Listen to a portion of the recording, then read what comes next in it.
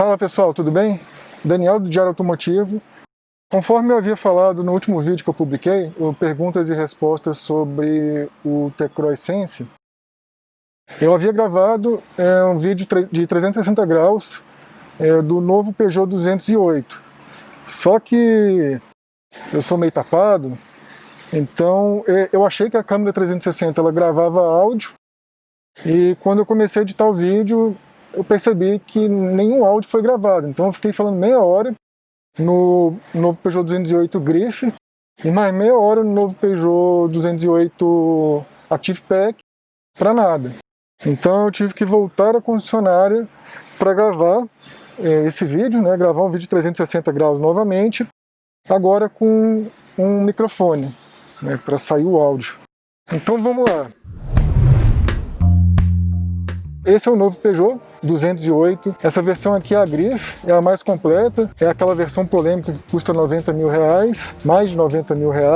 E esse carro é fabricado na Argentina, né, como a maioria de vocês já sabem. O visual dele é inspirado no visual do Peugeot 3008, do SUV 3008, que eu acho muito bonito. O visual desse carro, desse novo 208, é bonito demais. Na minha opinião, é o hatch compacto nacional mais bonito que a gente tem no mercado hoje. Ele tem as teclas do ar-condicionado e do pisca-alerta, são em formatos de teclas de piano ou teclas de aeronaves, né?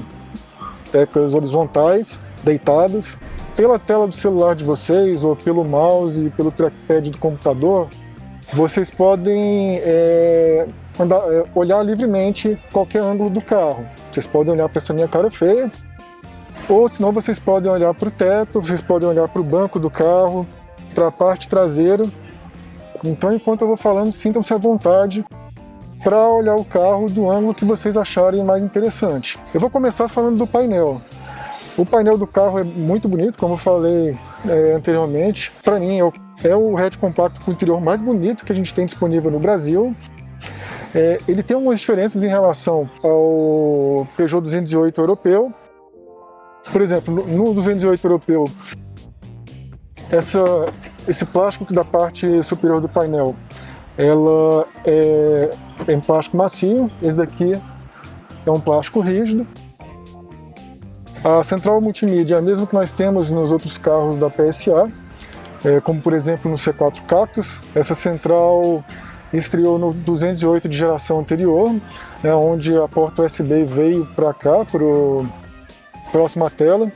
Eu não acho muito interessante essa solução, porque fica o fio do celular passando aqui, pendurado aqui entre os comandos e o câmbio, podendo até atrapalhar. Mas seguindo em relação ao painel, apesar da parte superior sem plástico rígido, a versão Grife tem esse acabamentozinho aqui imitando fibra de carbono, e nessa parte a Peugeot usou um emborrachado que passa uma sensaçãozinha legal, né, de toque mais agradável.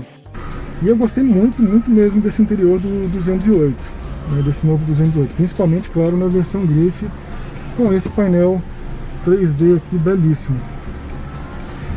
Um detalhe que eu esqueci de falar, mas vocês vão ver esse carro mais em detalhes no vídeo tradicional que eu vou fazer, mas as portas são em plástico rígido também, né? Eu falei que o painel é em plástico rígido, as portas também são em plástico rígido.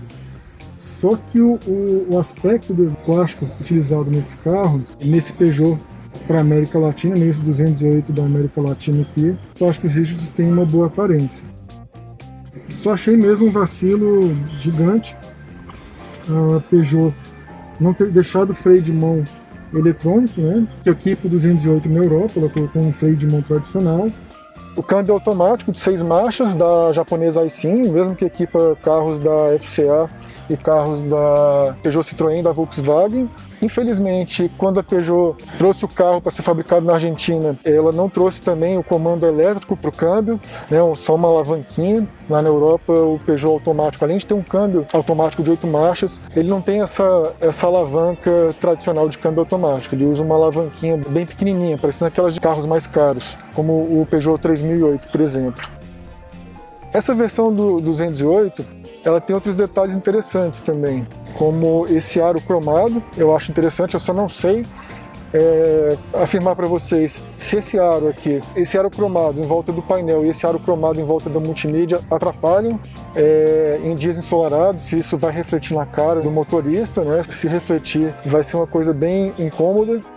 Ele tem também um filete cromado entre os difusores de ar, nessa parte central aqui do painel, né? Nesse andar do meio aqui do painel. O volante é bem pequeno.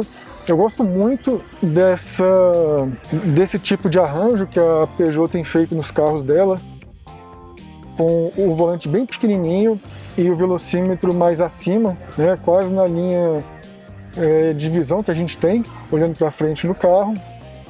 E isso aqui me lembra até um pouco a configuração do New Civic, o Civic de 8ª geração, onde o volante era bem pequeno, o velocímetro ficava no andar superior e o conta-giros ficava aqui.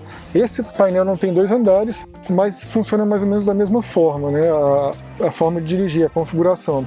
Eu gostei muito desse volante, ele tem um formato extremamente esportivo. Para um carro padrão, um carro em linha, um hatch compacto, esse volante para mim é bastante esportivo, né? Pelo menos na minha opinião. E o legal, ele tem uma pegada muito boa, onde a gente repousa a mão. A base dele quanto a parte superior são achatadas, aumentando essa sensação de esportividade do próprio volante. Eu geralmente não gosto de volante de 2 raios, mas esse daqui tem apenas 2 raios, mas é bem bonito. Aqui nessa parte da frente, esses comandos aqui frontais, nós temos os controles do som. Claro, vocês não vão conseguir ver nessa câmera 360, mas na parte de trás do volante está aquele comando satélite comum dos carros da Peugeot e da Citroën. É aquele comando antigo que vem desde o Peugeot 206. Ele não tem um porta-objetos aqui no meio grande, né? Um porta-objetos com descansa-braço, mas ele tem um descansa-braço integrado ao banco do motorista, apenas ao banco do motorista, o passageiro não tem. Por falar em banco, os bancos, pelo menos nessa versão grife e nas primeiras unidades, são em camurça sintética. Eu não sei se os bancos são realmente de alcantara, né? Se forem, excelente. É uma coisa inédita, um carro compacto nacional tendo banco de alcantara. E o nome é Alcantara mesmo, né? Muita gente fala Alcântara, mas Alcantara é um nome comercial registrado e se pronuncia Alcantara. Talvez se tivesse um pouco mais de apoio lateral, mas ainda assim bastante interessantes, né? São bem confortáveis mesmo. Além dessa parte central dos bancos sem alcantara ou camurça sintética, nas laterais aqui nós temos um couro seguindo toda a parte do banco. Sim, é um couro sintético. Eu aprendi a identificar um couro sintético para um couro realmente couro lá no canal da Tapeçaria do Alemão. Ele fala que para você identificar um banco, um couro natural do sintético, você pressiona a superfície do couro com o dedo. Se ela criar ranhuras, como se fossem estrias, você consegue identificar esse banco como um couro legítimo. Esse daqui, como não cria estria, a gente percebe que é um couro sintético. Ele nem tem cheiro de couro também. Continuando aqui pelo carro, essa parte abaixo dos comandos aqui do ar-condicionado e do pisca-alerta, nós temos essa portinha. Ao abrirmos essa portinha, a gente tem um pequeno nicho. E esse nicho é interessante porque ele permite a recarga sem fio do celular, caso seu celular tenha essa opção de recarga sem fio. O padrão de recarga é o Qi, que é o padrão mais usado no mundo, foi o padrão que acabou pegando. Então qualquer celular hoje em dia que conte com esse padrão de recarga vai funcionar aqui no novo 208, nessa base de recarga.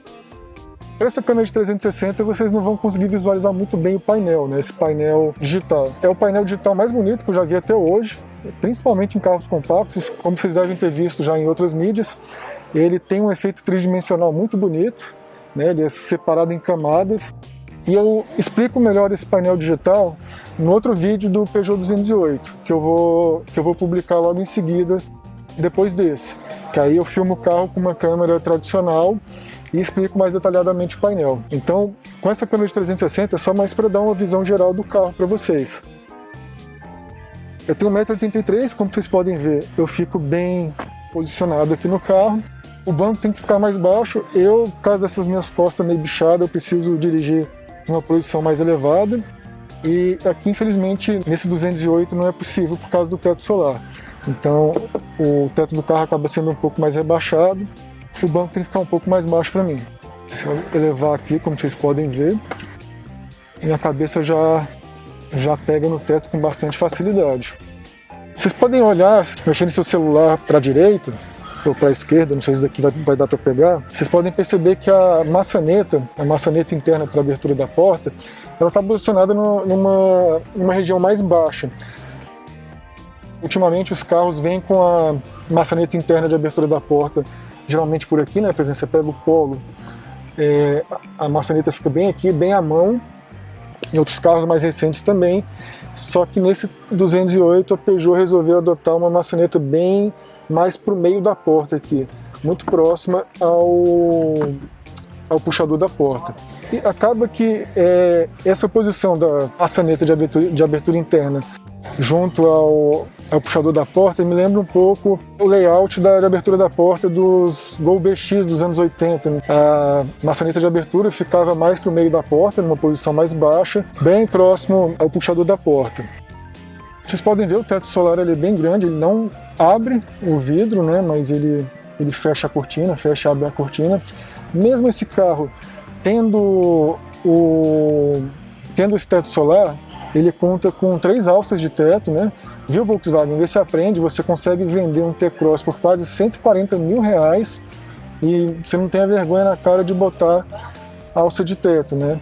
Esse Peugeot aqui, apesar de ser caro pra caramba também, pelo menos ele conta com essas alças de teto, né? O teto solar não é desculpa para não colocar alça de teto.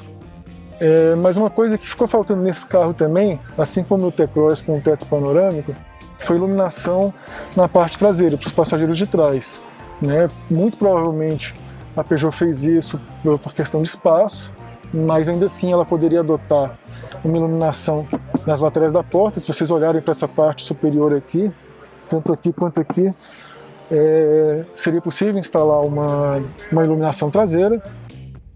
As paraçóis, ambos os paraçóis do carro contam com espelho, mas nenhum deles conta com iluminação, que eu acho uma tremenda bola fora para um carro de mais de 90 mil reais. Mesmo nessa versão grife, o teto é branco, né? O acabamento do teto é branco. Eu já falei para vocês em outros vídeos, eu prefiro o acabamento preto. O Peugeot 208 europeu conta com teto branco também, na maioria das versões, mas pelo menos as colunas são pretas. Vocês podem ver, não sobra muito espaço no banco de trás. Ele manteve o mesmo entre-eixo da geração passada, apesar do carro ter crescido alguns centímetros. Eu vou ajustar o banco da frente para mim e vou sentar no banco traseiro para vocês verem o espaço que vai me sobrar. O legal com essa câmera 360 é que vocês vão conseguir ver isso também. Então eu vou lá para o banco de trás.